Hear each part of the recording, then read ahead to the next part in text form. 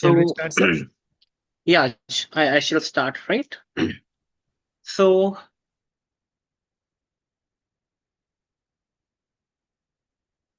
hmm. So yes, good evening, everyone. This is Dr. Abhijeet, and today we are going to discuss the biochemistry of lipids, right? So, yeah, coming on to this Oracle app first, guys, everyone knows that this is like the exam mastery live classes series that we have started, right? So we are doing rapid revision of all the important topics, all the potent questions for our upcoming examination, right? Your university examination. All the high yield topics are explained over here, right, in a very short, concise, and crisp manner, right? And yeah, the most expected questions in your upcoming exam, which I feel that is more important according to know the previous year patterns and everything. So all the questions are being discussed over here. So it is like beneficial for all the students, all the university students who are going to appear for the examination in August, whereas all the other students watching it for NEET PG or FMG exam, right? So guys, you can this is something what we are going to discuss today in the form of long answer questions and short answer questions. So I will be starting with the lipid part today, right? The general biochemistry of lipids. And I will be covering all these questions today. Now, apart from that, guys, the core features of the Oracle, you already know we are conducting live classes, face-to-face classes are there. We have recorded lectures, right? Already the notes are curated very nicely, right? I have already told you regarding this in the previous sessions also. And after every topic, you will find the attached MCQs, right? So you can practice MCQs, right?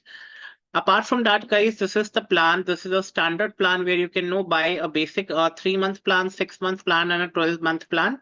And you can use my code that is Dr. Abhijeet 20 to avail some extra discount, right? Now, apart from that, guys, let's okay, you can all book a slot for your personalized counseling session. Okay, the one of the members of the Oracle team will be happier to address you guys, right?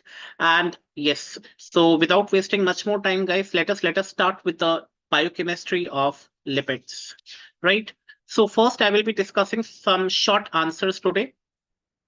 I will be discussing some short answers today, right? Okay. So now let me just open the YouTube also. So yes, I hope it is live. Hmm. Okay, perfect. Now, now, guys.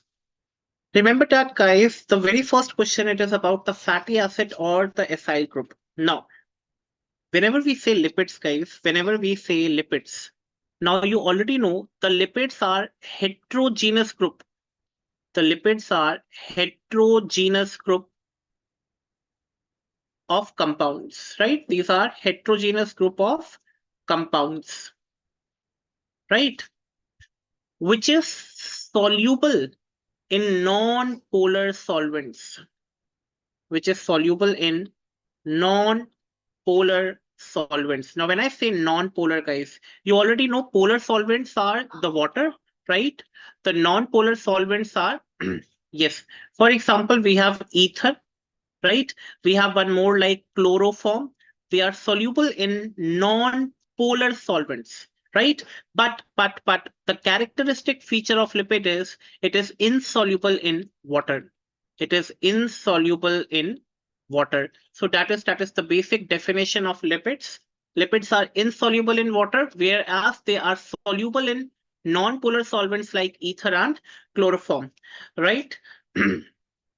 Now, coming on to the very first part, that is the fatty acids and yeah, acyl group. Now, guys, you already know when we say fat. Now, let us first understand. Then I'll come to what is written in the notes part also.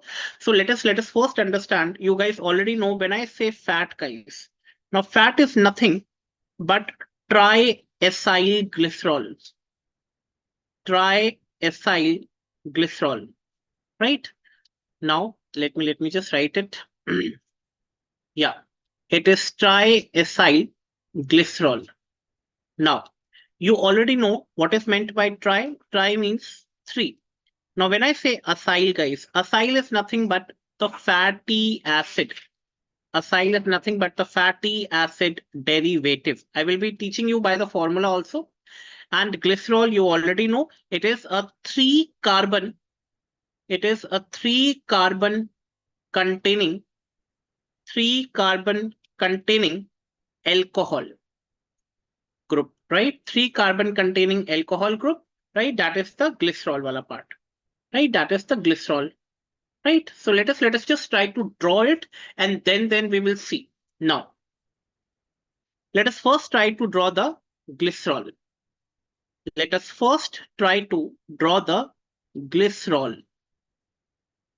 Now, when we say glycerol, guys, glycerol, you already know it is a 3-carbon compound. It is a 3-carbon compound having hydroxyl group present at all the 3 carbons. It is having hydroxyl group present at all the 3 carbons, 1, 2, 3. Now, carbon has valency 4. Just to balance, yeah, I will add hydrogen. Yes, I will add hydrogen, right? Now, it is CH2OH, CHOH, and CH2OH. This is glycerol. Now, there is fatty acid. There is fatty acid. So, glycerol plus, I am going to draw now fatty acid. Now, guys, you already know fatty acid is something. Let us again take the 3-carbon compound over here. The 3-carbon, okay. Or better, I will be denoting the carbon compound with R1 for your understanding, R2 and R3. Now, when I say R1, R2 and R3, R is nothing but the long hydrocarbon chain. So I'm not writing carbon and hydrogen repetitively, but you have to understand this is the long hydrocarbon chain. It is the long hydrocarbon chain. Means it can have multiple number of carbons and hydrogen, right? Multiple number of carbons and hydrogen. Now, acid. Acid is nothing. Acid, you already know it is COOH, COOH, and COOH. So we have taken 3 fatty acids. We have taken 3 fatty acids. 3 fatty acids, R1, R2, R3. Okay, combined with the COH group, we have taken 3 fatty acids differently. Okay, R1 kuch nahi, it is the long series of carbon and hydrogen chain, like multiple number of carbons you can add. R2 also, R3 also. Now, what we are doing, the first fatty acid, guys, try to be, yeah, try to see the first fatty acid. What it will do, it will try to remove the, yes, the water molecule like this. Yes. OH from the fatty acid and 1H from the first carbon. Now, what will happen? Again, from the second carbon also, we have 1H and over here, OH.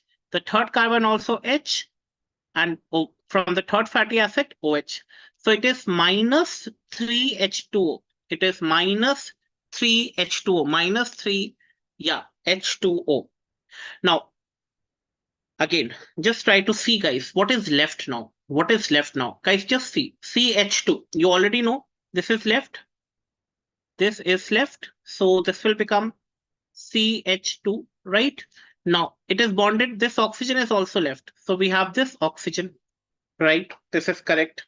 Now, coming on to this part. If the first one, it is combining with this, right? Now, what is left? Already OH is and H is gone. Then what we have? This CO is left. This CO is left. So yes, this CO we can write like this, C double bond O, because oxygen always, no, to complete the balance, the oxygen always will form double bond. And what is left? This R1. So this R1 I'm writing over here. This R1 I'm writing over here. Similarly, in the second part, guys, you already know. Now they will combine. Earlier, we have 3 fatty acids. 3 different fatty acids were there. Now in the second part also, we have CH. CH is left. Then we have O. Then it is O. Then we have CO, right? C double bond O and R2. R is nothing but the long carbon chain. 1 carbon, 2 carbon, 3 carbon, 4 carbon, 5 carbon, 10 carbon, 12 carbon, multiple number of carbons. Long hydrocarbon chain. Carbon and hydrogen. We can add multiple. And again, the third one, guys, yes, the CH2, right? The CH2, again, it is O. Then C double bond O, and it is R3. This structure it is called as triacylglycerol. Triacylglycerol. This is called as triacylglycerol. And remember, beta, this bond over here, C double bond O. This is the ester bond. Okay, the ester bond, very, very important. This is the ester bond. Okay, and ester bond, it is nothing but the covalent bond, the bond which is formed by sharing of electrons. It is the covalent bond, the ester bond. So it is triacylglycerol. Triacylglycerol, beta, remember, it is also called as the neutral fat. Okay, it is also called as the neutral fat, okay, or the non-polar fat, right? The neutral fat or the non-polar fat, right? Now remember, guys, you already know about this. Yes. So we have R. So that is something written over here only. So the ester bond is formed. How it is formed, I have already explained in this particular answer. How glycerol plus fatty acid will result in the form of triacylglycerol. Glycerol plus fatty acid will form the triacylglycerol, the TAG, which is nothing but the fat. And this fat, it is basically solid at room temperature, right? This is solid at room temperature. Very, very important. It is solid at room temperature. Earlier, the triacylglycerol was also called as triglycerides, right? But now we call it as triacylglycerol only, TAG, right? TAG, right? So yes. Now coming on to yeah, so we have already discussed this triacylglycerol, the fatty acid, and this wala part is done. The first question is done. I hope you understood this. Now coming on to the next wala question. What are the functions of lipids? Functions of lipids. Now, very, very important, guys. This is something that you have to remember.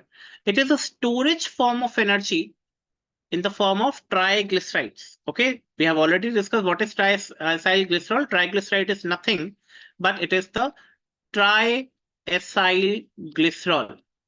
Triacylglycerol is formed from glycerol plus fatty acid. And how many fatty acids we are using? 3 fatty acids. Okay, 3 fatty acids, right? Formation of membrane. So you already know we have phospholipids. Now, guys, you already know. Let us just talk about the composition of the plasma membrane also. So the plasma membrane or the cell membrane, it is also made up of phospholipids and cholesterol. Phospholipids I will be teaching you in the upcoming slides. So in a couple of minutes. So remember, the phospholipids and cholesterol are also the integral parts of the plasma membrane. Okay, right? They are metabolic regulators also. All the steroid hormones, right? The testosterones and the prostaglandins, right? We have prostaglandins C2, F2, alpha, which are, um, for pain and everything.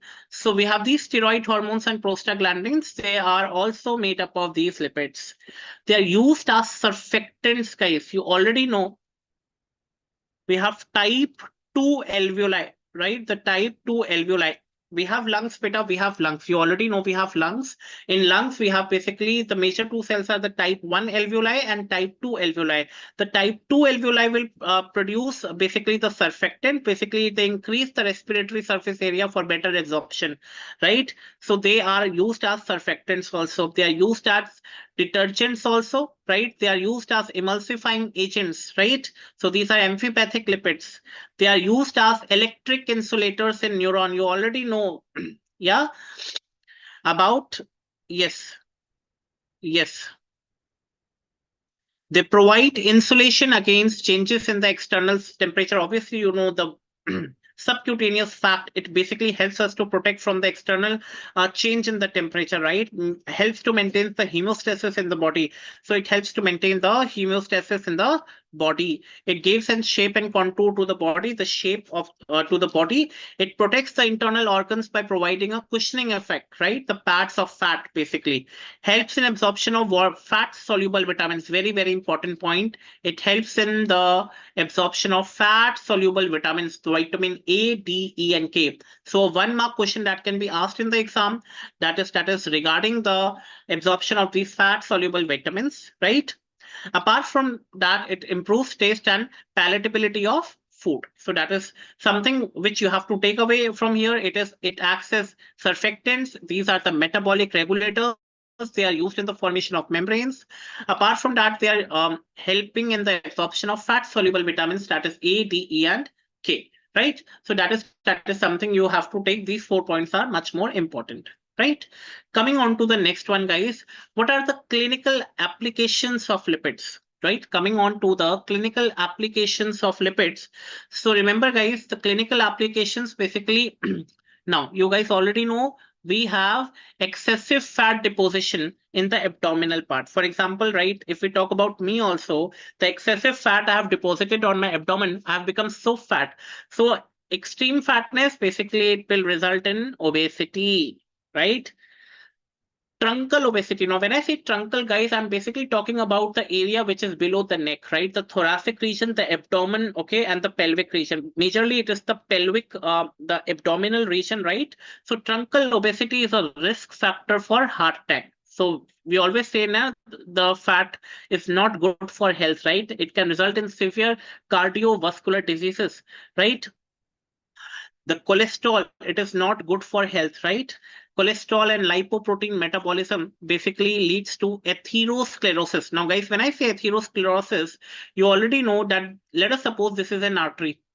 Let us suppose this is an artery. What is the function of artery, guys? The function of artery, it is to carry the oxygen rich blood to the various okay, to the various parts of the body. And apart from, let us just talk about our beautiful heart, right? Let us just talk about the beautiful heart. Now what happens if this artery is blocked? This blocking of this artery, yeah, earlier the blood is going with full.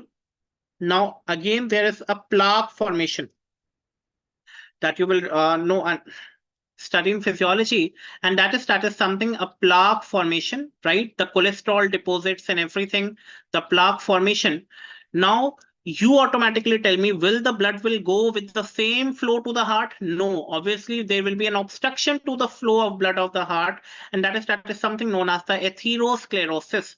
And that is means if the heart will get less blood, then automatically it can result in the cardiovascular diseases. It can result in the cardiovascular diseases. It can result in the cardiovascular diseases, right?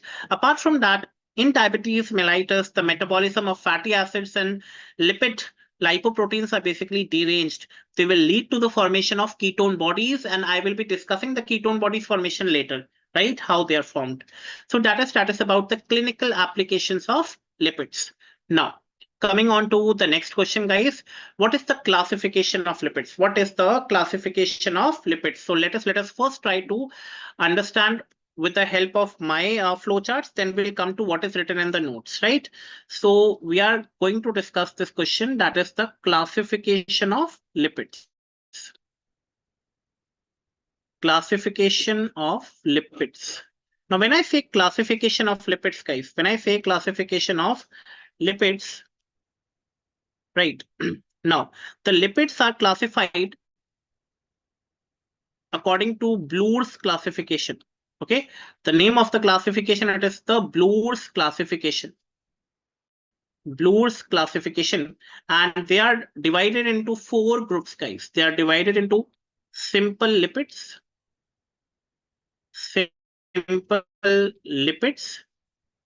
complex lipids. Now, these complex lipids, they are also known as compound lipids. They are also known as compound lipids. The third one, we have derived lipids, and the fourth one, we have miscellaneous lipids.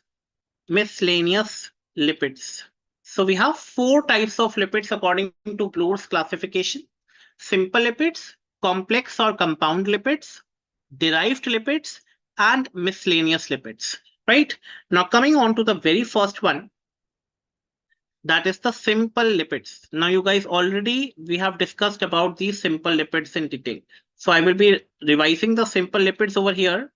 So remember guys, they are nothing but they are the esters or esters of fatty acid and glycerol. And we have already discussed this in our very first slide. Fatty acids and glycerol, right? Glycerol, you already know we have CH2OH, CHOH, and CH2OH. And fatty acids, R1COOH. R1 basically depend the long carbohydrate chain. When they both combine, it will result in the formation of, yes, triacyl glycerol. So simple lipids, if I just say the general formula, guys, it is nothing but the fatty acid plus alcohol. Now this alcohol, okay, this alcohol is nothing but glycerol only. Okay, it can be glycerol or it can be any other higher alcohol as well, right? So the examples are very, very important. Now coming on to the examples of the simple lipids. Examples. So remember, examples are fats, we have oils and waxes. Fats, oils, and waxes. Now, when we say fats, guys, when we say fats, remember the fats are solid at room temperature. The fats are solid at room temperature. And remember, guys, these fats are nothing but these are triacyl glycerol, right? The triacyl glycerol. Oils, you already know they are liquid at room temperature. They are liquid at room temperature, right? They are liquid at room temperature. And when we say wax, guys, so remember it is fatty acid. So what is the simple lipids made up of? Fatty acids and alcohol. But over here, the fatty acid, but they will be high molecular weight alcohol. It will be high molecular. It will be not simple alcohol like glycerol. It will be high molecular weight glycerol, or sorry, molecular weight alcohol, right? For example, like you already know, we have BWAX. So that is fatty acids plus high molecular weight alcohol. So that is about the simple lipids. Simple lipids, how they are formed, I have already discussed in the previous slide. So you already know that we have this, yes, we have the glycerol, right? I will be not drawing it again and again. So if I just want to draw the fat structure, so fat is basically nothing but the, okay, let me just write down over here. The fat is nothing but the triacyl glycerol, the triacyl glycerol. And remember, this fat, it is made up of, yeah, it is made up of, yes, glycerol plus fatty acid. Glycerol plus fatty acid, right? So this is glycerol containing three, yes, containing three hydroxyl groups, right? And yes, we have fatty acids. So we have R1COH. We can take another fatty acid, R2COOH, and R3COOH.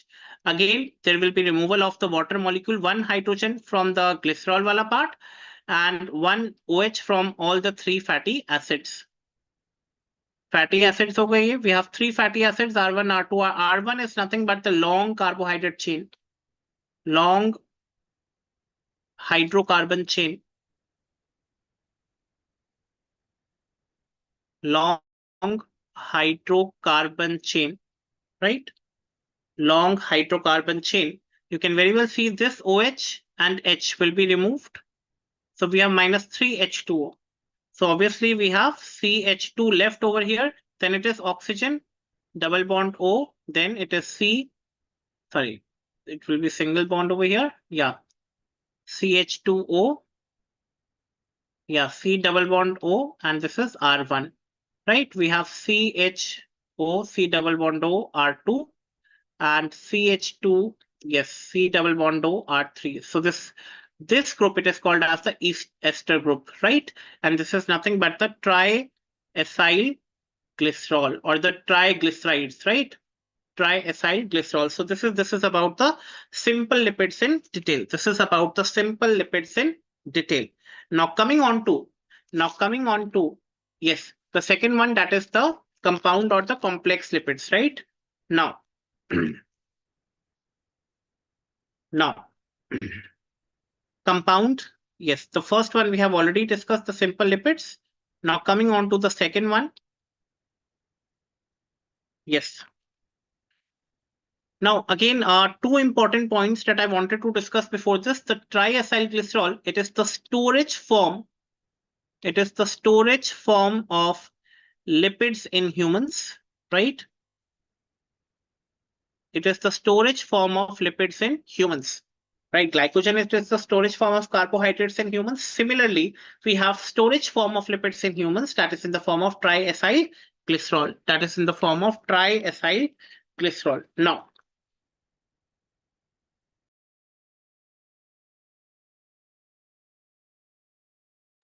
hmm.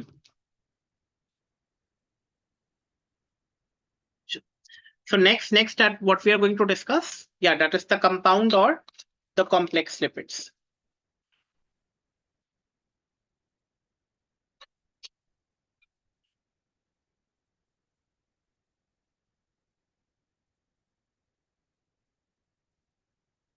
So we have complex lipids, or it is also known as compound lipids. It is also known as compound lipids. Now, let us just try to see what is the difference between the simple and the complex one. Now, you already know the lipids, they are made up of fatty acid. We have fatty acids, right? We have fatty acids. Plus, we have alcohol group, and alcohol, which alcohol we are using? That is the glycerol wala part, right? So we have fatty acids and alcohol. Now, plus, plus, what is the change over here, guys? Plus, there will be some other groups as well. Plus, there will be some other groups as well over here. That is about the complex or the compound lipids. For example, if the other group is, if other group is phosphate. Now, if the other group is phosphate, PO4, let me write down completely. It is PO4, that is the phosphate group. Now, then it is called as phospholipids. Very, very important. It is called as phospholipids. Lipids, so hey, it is fatty acids plus alcohol is there. But in addition to the fatty acids and glycerol, what is present? Phosphate group. They are called as phospholipids. Now, if the other group is carbohydrate, if other group is carbohydrate. Now you guys already know carbohydrate. It is glycogen, glyco.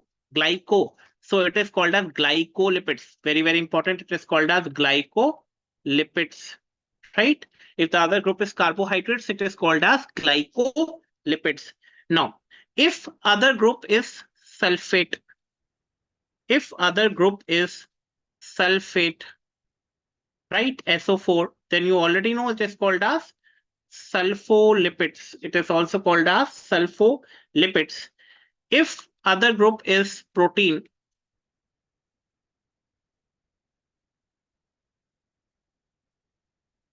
okay, if other group is protein, it is called as lipo. Lipo means lipid and protein. Lipoproteins, lipoproteins.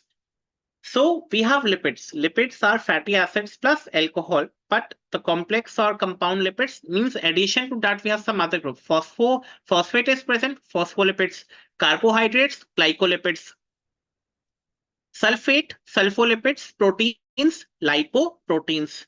Okay, lipid plus protein, right? So that is about the complex or the compound lipids. Now coming on to the third one, guys. So we have already discussed simple lipids. We have already discussed complex or compound lipids. Now coming on to the third one. Coming on to the third one, guys. The third one, it is the derived lipids.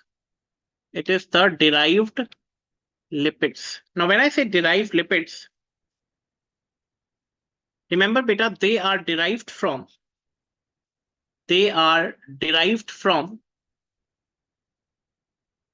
simple or complex lipids. They are derived from simple or complex lipids. Now, remember, beta, that they are precursors of other groups. They are precursors of other groups. Now, what does this mean? You already know we have triacyl glycerol. Okay, triacyl glycerol. This is fat, this is lipid. Now, this triacyl glycerol, when it will break by the help of an enzyme lipase. Lipids ko todne ke liye we are having an enzyme to break down the lipids. We are having an enzyme that is called as lipase. Now, what this lipase will do, it will again break into 3 fatty acids plus glycerol. So this 3 fatty acids, it is something that is the derived lipid, right? Just ulta. Glycerol also, it is derived lipids. Other examples that you have to remember over here, beta. Other examples that you have to remember over here. We have fat soluble vitamins. Fat soluble vitamins. We have hormones. We have steroids. We have steroids, and we have ketone bodies. So, derived lipids, they are derived from simple or compound lipids. Obviously, triacylglycerol will, by the action of lipase, it will be breaking down into 3 fatty acids and glycerol. These are nothing but the derived lipids. Other examples include fat soluble, hormone, steroids, and ketone bodies. Now,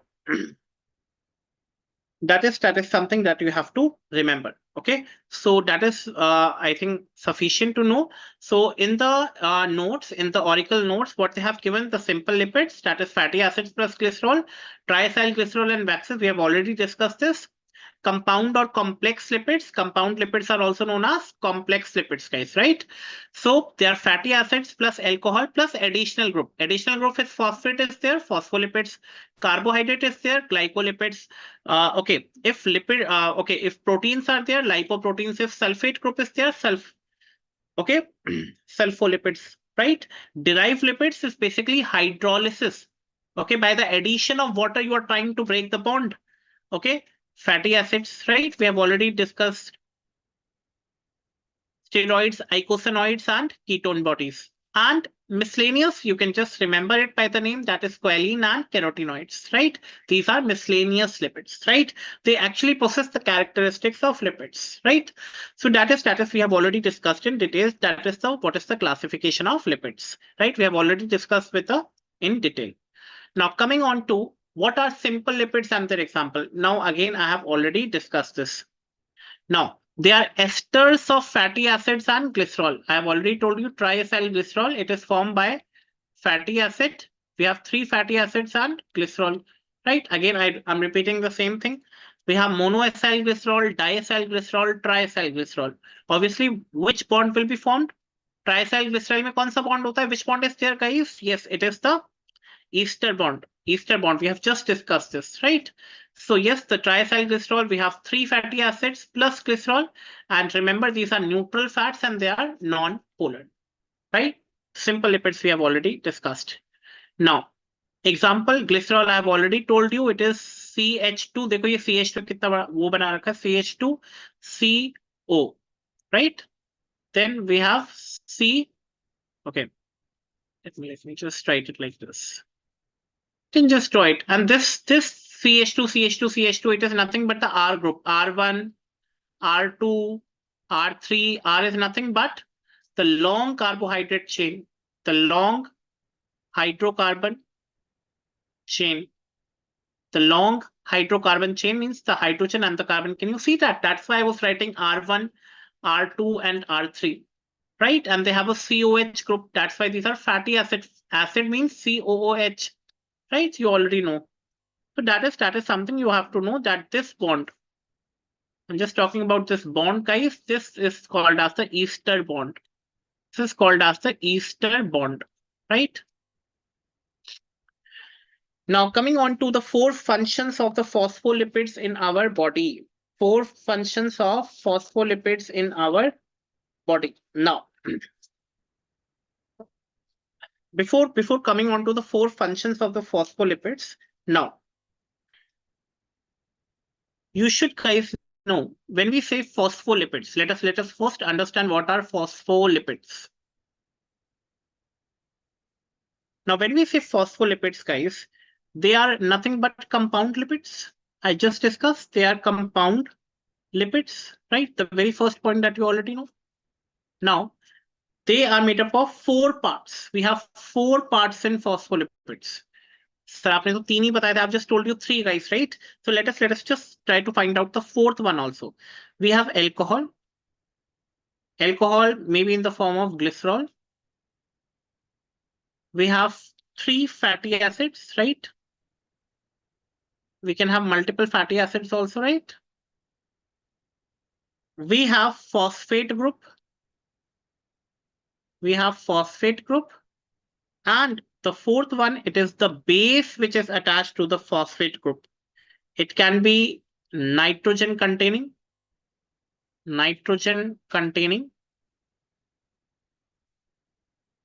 and non-nitrogen containing.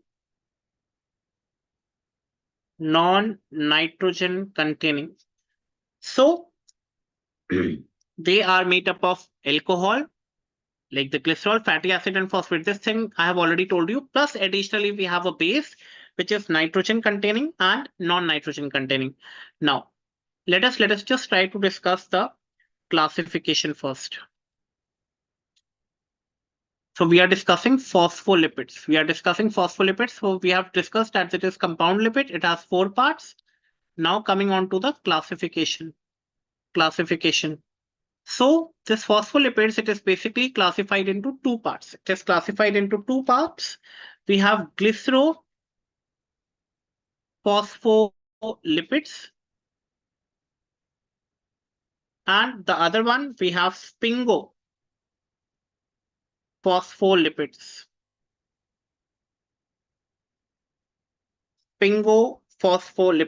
Again, the name justifies it, guys. Over here, the alcohol is glycerol.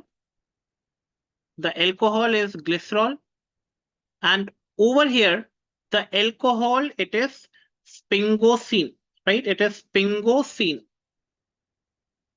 So it can be alcohol, glycerol, or sphingosine. Plus what it will be having? It will be having fatty acids, plus it will be having phosphate group, plus it will be having base. It will also have sphingosine, alcohol, plus fatty acid, plus phosphate, plus base. Now,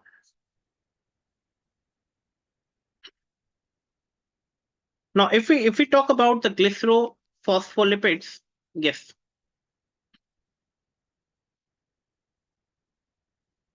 Now, we have glycerophospholipids and sphingophospholipids. So let us first try to discuss about the glycerophospholipid. Now, guys, you already know glycerophospholipids. I'm discussing two questions simultaneously, guys. I will be, yeah.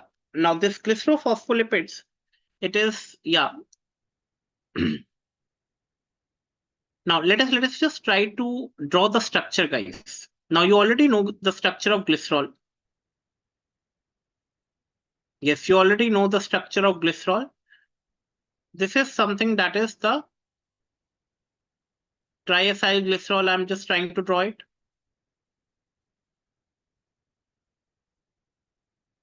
This is what we have drawn up till now, right? Now over here, the fatty acid is not present. Okay, the fatty acid is at the third carbon, it is not present. We have three carbons, 1, 2, and 3. At the third carbon, what will be present over here in this structure? We have the phosphate group. That's why it is called as phospholipid, right? And in addition to the phosphate group, we have one more base over here that is called as the nitrogenous base. We have the nitrogenous base, and this base can be non-nitrogenous also. Okay, it may be not containing nitrogen. So yes, we have nitrogenous base or non-nitrogenous base, right? So remember, it is the glycerophospholipids. It is made up of four things, guys, right? So you already know Yes, we have the glycerol wala part. We have the phosphate. We have the nitrogenous and the non-nitrogenous base, and we have this, yes, acid group, the fatty acid groups, right? Now, apart from that, guys, when we say nitrogen and non-nitrogenous, you should remember the nitrogenous base is examples. If it is a nitrogenous base, then we have lecithin. We have cephalin, and we have phosphatidylserine. Phosphatidylserine. We have lecithin, we have cephalin, and we have phosphatidylserine. Non-nitrogenous base containing, guys, we have phosphatidylglycerol, phosphatidylglycerol,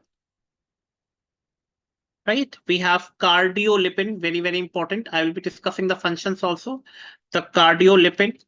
And the third one, phosphatidylinositol. Yes, inositol, just write down like this. Yes. Apart from that, we have something called as unclassified group also. Unclassified group also. And unclassified group, remember, we have phosphatidic acid, and ether lipids. Ether lipids. So that is the general structure of this no, the glycerophospholipids. Now, when I say phosphatidic acid, right? The simplest, again, a 1 mark question, guys. The simplest glycerolipid, the simplest glycerophospholipid, it is phosphatidic acid, right? The simplest one, yes, right? Now, coming on to the functions, we have already discussed that, yes, the 4 functions of phosphatin.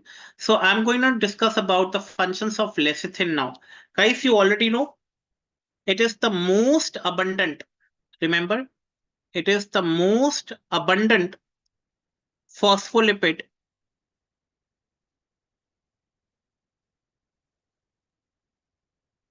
present in the cell membrane. Present in the cell membrane. It is the most abundant phospholipid present in the cell membrane, right? It is most abundant. Remember, it is the most abundant phospholipid in lung surfactant. I was talking about this. Yes, it is the most abundant phospholipid in the lung surfactant, right? Okay. So we have phosphatidylcholine, right? Or this lecithin, it is also called as phosphatidylcholine. It is also called as phosphatidylcholine or lecithin, right? Or it is also called as dipalmitoyl phosphatidylcholine, right? Basically, dipalmitoyl, it is basically the 2 fatty acids it is containing, DPPC, right? Now, it is, remember, it is a storehouse. We have 3 functions, 1, 2, and 3. The third function, it is a storehouse of choline. Storehouse of choline. So these are the 3 important functions of lecithin. Lecithin, again, it is a part of glycerophospholipids. Glycerophospholipids is again a part of, yes, phospholipids. Phospholipids. So we are discussing the functions of phospholipids. One we have already discussed in the form of lecithin. Lecithin. Now coming on to, yes, one of the important part over here, phosphatidylserine. Very, very important. Phosphatidylserine. Now, guys, this one, it is, yes, it is an important mediator for apoptosis. Remember, guys, it is an important mediator for apoptosis. It is an important mediator for apoptosis, right? Apoptosis को हम लोग क्या बोलते हैं? It is also known as programmed cell death. It is also known as programmed cell death. It is also known as programmed cell death, right? Now we have phosphatidylinositol also, guys. This one, remember, it is present in cell membrane. Okay, it is also present in cell membrane. And it is important secondary messenger. Again, a very, very important Viva question. It is important secondary messenger in hormonal pathway. We have primary messengers and we have secondary messengers in hormonal pathway, right? So that is something you have to remember. It is inositol 4,5-bisphosphate, right? So it is inositol triphosphate, IP3, basically the secondary messenger. We have primary messengers, right? We have secondary messengers in hormonal pathway. These are nothing but the phosphatidyl inositol. Phosphatidylserine, again, important mediator in apoptosis. That is the programmed cell death. And again, the lecithin that we have discussed, right? Coming on to the very important one, that is the cardiolipin, guys. That is the cardiolipin, right? Now over here, let me just try to discuss about cardiolipin as well. Cardiolipin. Right, cardiolipin, it is okay. Now why it is named as cardiolipin? Because it is isolated from heart. It is isolated from heart, right? Or I can simply say the cardiac muscle, isolated from the cardiac muscle, right? Now remember, guys, it is the only antigenic phospholipid, right? Only antigenic. It has the property of antigenic phospholipid. Now, what is meant by this, beta? It can cross-react with the antibodies, right? It can cross-react. Very, very important. It can cross-react with the antibodies related, okay, or the antibodies which are raised in one of the infection, that is Treponema pallidum. Yes, it can cross-react with the antibodies, right? It can cross-react with the, okay, it can cross-react with the antibodies raised against Treponema pallidum infection, right? Now again, if it can cross-react with the antibodies, now it can give rise to false positive results, right? And that is the test we do for syphilis, right? The sexually transmitted disease, right? Now, again, the cardiolipin, it is present in the inner mitochondrial membrane. Multiple times they will be asking you where this cardiolipin it is found. Again, a Viva question. It is found in the inner mitochondrial membrane. It is found in the inner mitochondrial membrane. Okay. Now, there is something called as one if they ask you, this is something very high yield, guys. There is a dystrophy. Okay, this is associated with the cardiomuscular dystrophy, cardioskeletal dystrophy. And remember that this dystrophy, it is basically called as the Barth syndrome. The Barth syndrome, right? Basically, it is associated with aging, hypothyroidism, heart failure, right? So it is cardioskeletal myopathy.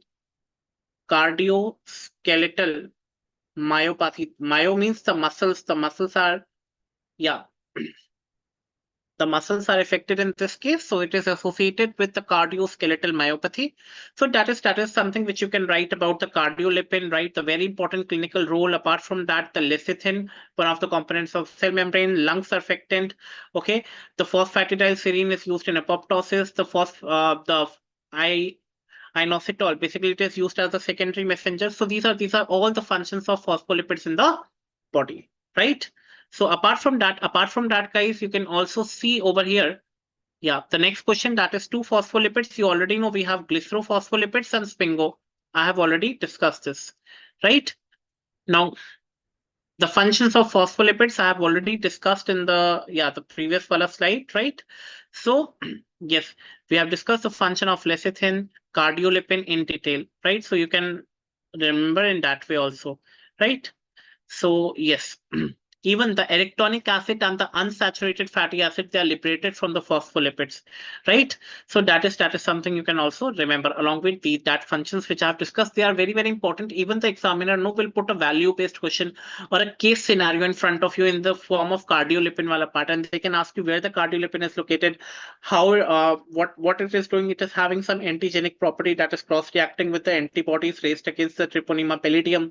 So again, it is giving false test positive results. So all this can be asked in there also about lecithin, about no phosphatidylserine. They're very, very important, guys, right? And the phosphatidyl inositol, which is actually occurring no as a secondary messenger.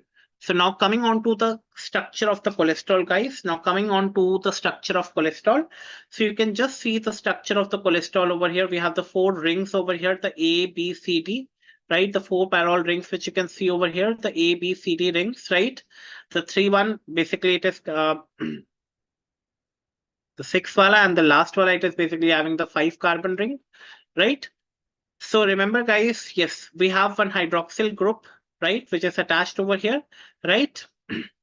And remember the biological importance of cholesterol. Cholesterol is along with the phospholipid, it is an important component of the cell membrane, right? Basically, many of the things are not derived from cholesterol. Very, very important, guys. This is being asked as a 1 marker question. The vitamin D, the bile acids, the mineralocorticoids, glucocorticoids, and sex hormones. Very, very important. What are the derivatives of cholesterol? Basically, yeah, means cholesterol.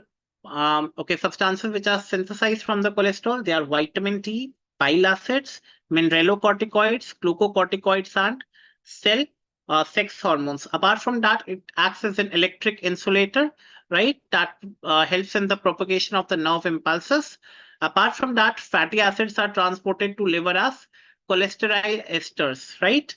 Apart from that, it is an essential ingredient in the structure of lipoproteins.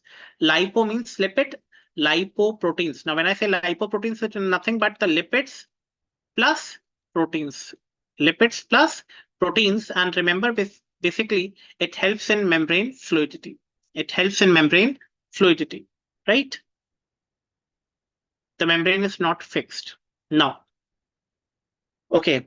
Coming on to the properties of triacylglycerol. We have already discussed the triacylglycerol in detail, how it is formed. It is formed from the fatty acid and glycerol. It is formed from the fatty acids and glycerol, guys, right? Now, coming on to the properties, it's a long answer, guys. The very first one, it is the hydrolysis.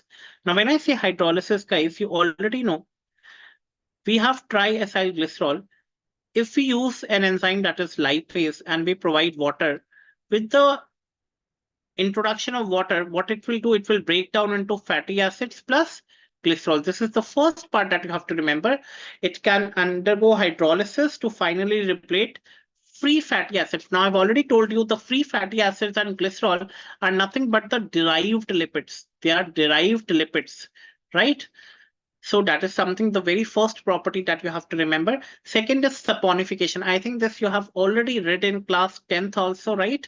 The hydrolysis of triacylglycerol by alkali. For example, you already know we have triacylglycerol. If we add alkali, alkali means base. Base over here, which I'm using, it is sodium hydroxide. It is sodium hydroxide, right?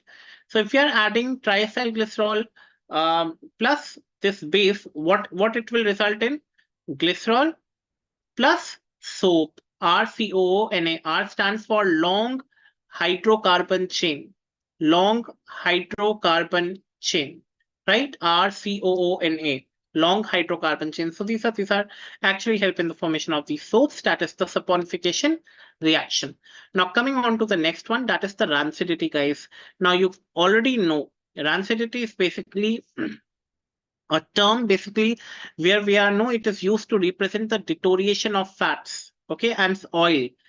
You might have tried momos, right, at every stall, and they're usually frying the momos in the same oil one after the another. So that is basically the deterioration of fats and oil resulting in an unpleasant taste. Okay, fats containing unsaturated. When we say unsaturated, guys, we have double or triple bonds, right? They are more susceptible to rancidity, right? So basically, rancidity occurs due to partial hydrolysis of triacylglycerol. If there is a complete hydrolysis, guys, you will automatically get some free fatty acids and glycerol. These are derived lipids. But if there is partial hydrolysis, half hydrolysis of this, they automatically the no rancidity will occur, and this is by the bacterial enzyme. Okay. And oxidative rancidity is due to oxidation of unsaturated fatty acid. We are using these no oils like multiple number of times. Now the same, we are heating it up so that can lead to oxidation of unsaturated fatty acid. Apart from that, these triacylglycerols are also used as antioxidant, guys, right? They the substances which can prevent the occurrence of oxidative rancidity. For example, that's tocopherol, vitamin A. So many of the no filmy heroines, no many of the heroines, they usually take these anti-aging no these tablets, the vitamin A. So they always try to make yeah the antioxidants, right? So that is something you have to remember. Apart from that, the lipid peroxidation, right? So it is the oxidative degradation of lipids. Okay, so basically, there are some free radicals which are generated. They steal electrons from the lipids in the cell membrane, resulting in the cell damage. Automatically, if the cell membrane is damaged, the cell will automatically, if the integrity of the cell is lost, the cell will it's always prone, right? So that is something that you have to remember about this, the properties of triacylglycerol, right?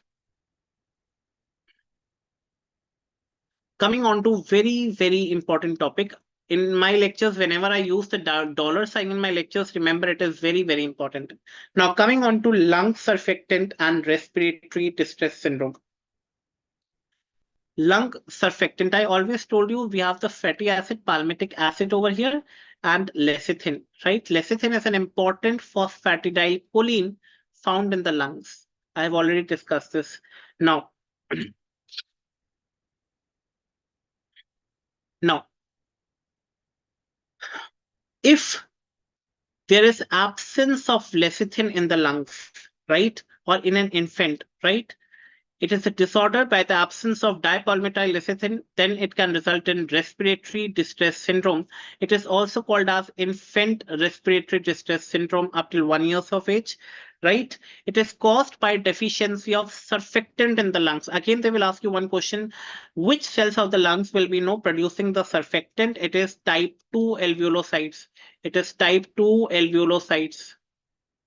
Now, again, if the lungs and okay, now let us imagine a condition. Basically, they help to increase the surface area for more absorption of oxygen. Now imagine a situation where there is no surfactant. Now what will happen? The body will try to exhale more amount of air. So there will be rapid breathing.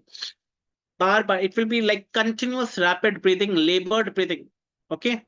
So apart from that, the chest wall, you will see the okay, if you see a baby who is suffering from this, the chest wall will pull in because it's trying to gain more oxygen from outside.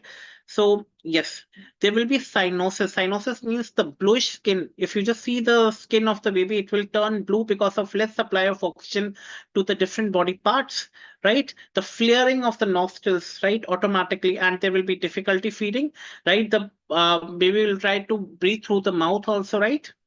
So that is something. These are the symptoms that are associated with the respiratory distress syndrome, right? Now, guys, apart from that, remember the L by S ratio, the lecithin sphingomyelin ratio. L by ratio, you already know we have the amniotic fluid, right? Amniotic fluid, we always try to see the L by S ratio. Now, guys, prior to 34 weeks, right? Prior to 34 weeks, we already know the normal pregnancy beta. It is between 38 to 42 weeks. It is the term pregnancy. It is the term pregnancy, guys, between 38 to 42 weeks. Now, before 34 weeks of gestation of pregnancy, the concentrations of lecithin and sphingomyelin in amniotic fluid are almost equal. Okay. Now, later, the concentration of lecithin rises, okay, and the L by S ratio becomes 5 at the term. Now, when I say term pregnancy, it is between 38 to 42 weeks. But when I say preterm infants, means less than like 38 weeks or most probably it is less than 36 or less than 34 weeks, L by S ratio. If we just take the fluid from the no amniotic fluid and we just try to see, it is also known as the bubble test, right? We do this test to find out the yeah, it is also called as shake test, bubble test, or Clement test. So basically, we take the amniotic fluid in a what we say the test tube, and we just try to shake it. If there is more bubble formation, right, more, so that is means the lungs are mature. If it is not there, if it is automatically less than one, so automatically what we do, guys, less than 34 weeks, we actually give steroids, okay, for the maturity of the lungs. So in that case also, we have to first give steroids to the female so that the lungs of the baby get mature. And then if there is preterm labor, then only we carry out the delivery of the infant. Right. So that is something very, very important. It's a clinical important part that you have to remember. So that was about for today's class, guys. So you can just see the various links that are given on the screen. You can download the Oracle app from the Play Store and like watch all the lectures. All you can have access to all the notes over there, right? Automatically, I have used the references from the notes only. So we have already discussed all the parts today, right? So we have already discussed, yes, the properties of triacylglycerol, rancidity, peroxidation, surfactant and RDS, fatty acid, function of lipids, clinical application, classification. Okay, the four functions of phospholipids again, the two phospholipids, glycero and sphingophospholipids, right? And cholesterol structure with biological importance. So that was about today's class, guys. Let us meet tomorrow. Yeah, let us meet tomorrow with other part, right? So the part two of lipids. Thank you for your patience for listening me out. Okay. Thank you. Bye. Bye. Bye.